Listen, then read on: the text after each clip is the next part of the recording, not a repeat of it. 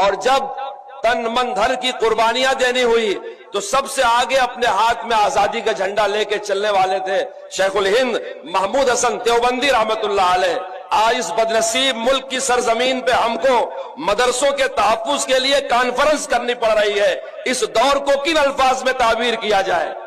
آزادی ہم نے دلوائی، جیل کی کوٹریاں ہم نے آباد کی، ہندوستان کا بڑے سے بڑا لیڈر اسے آزادی کی پاداش میں سزا ہوئی ہے، ملک کے اندر کی جیل میں ہوئی ہے۔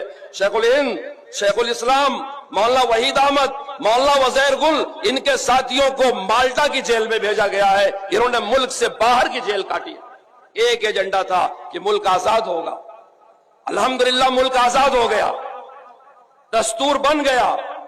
دستور کتنا بامانہ، کتنا وزندار، کتنا مؤثر بنا ہے، اس کا اندازہ اب ہو رہا ہے۔ 10 سال سے فرقہ پرست طبقہ اس دستور کی دھجیاں اڑانے پہ لگا ہے مگر کامیاب نہیں ہو رہا ہے۔ بنانے والوں نے کتنے اخلاص کے ساتھ دستور بنایا ہوگا، کتنی جدوجہد، کتنی جافشانی کے ساتھ اس کے دفعات مرتب کیے ہوں گے کہ حکمراں طبقہ چاہ رہا ہے کہ دستور کی دھجیاں اڑا دی جائے۔ یہ میں جمعیت علماء کے جلسے میں نہیں کہہ رہا ہوں، سپریم کورٹ کے جج کہہ رہے ہیں کہ بلڈوزر کی کارروائی اسنویدھانک ہے۔ مجھے سمجھایا جائے اسنویدھانک کا مطلب کیا ہوتا ہے؟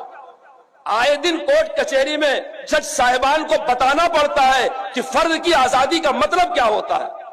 حکمراں طبقے کو، وردی پہننے والوں کو، جن کی ذمہ داری تھی سنویدھان کی حفاظت کرنا، شہر کی اور ملک کی اور ناگرکوں کی حفاظت کرنا، کورٹ کچہریوں کو ان کو بتانا پڑتا ہے کہ سنویدھان کا تقاضا کیا ہے۔ اور اب معاملہ یہاں تک پہنچ گیا ہے کہ ہم کو آزادی کے 70 سال بعد ان مدرسوں کے تحفظ کے لیے میدان میں آنا پڑ رہا ہے جن مدرسوں کی پہلی صدا آزادی تھی۔ جسے انگریز نہیں بند کروا سکا اسے فرقہ پرست بند کروا سکتے ہیں؟ ہمارے ان مدرسوں میں سچا امبیڈکر واد بستا ہے، سچا گاندھی واد بستا ہے، یاد رکھو اصلی ہندوستان بستا ہے۔ ہمارے مدرسوں کے دروازے اجمیر شریف کی درگاہ سے لے کے اعظم گڑھ کے دیہات تک سب کے لیے کھلے ہوئے ہیں۔